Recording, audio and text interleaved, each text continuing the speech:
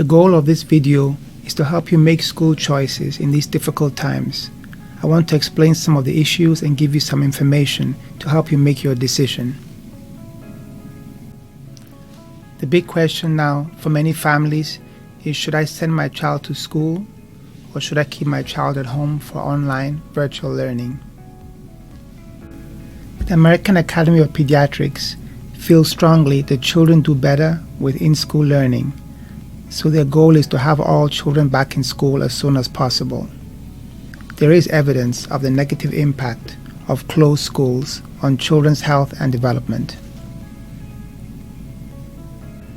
Schools are very important, not just for academic learning, but for a child's social and emotional development, as well as exercise and physical health.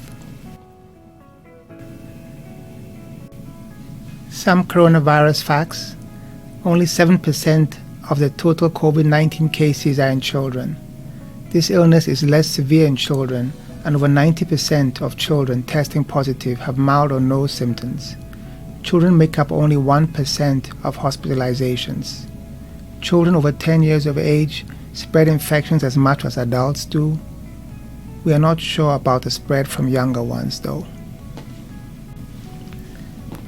COVID-19 illness is spread most importantly by an infected person coughing or breathing it out into the air in little droplets, which bystanders then inhale.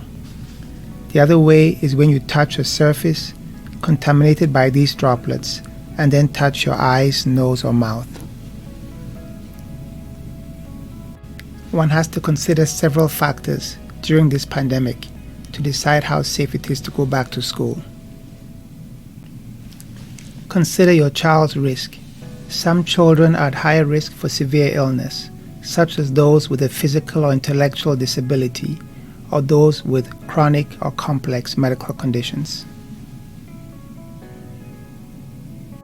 Consider home factors, because household members with certain underlying medical conditions, such as diabetes, high blood pressure, and cancer, or at an older age, will be at increased risk if infection is brought home by the school child.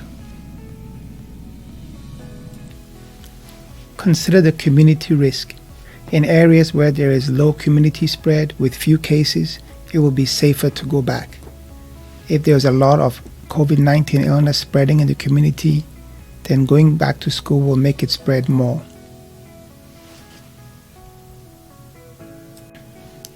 Consider the school.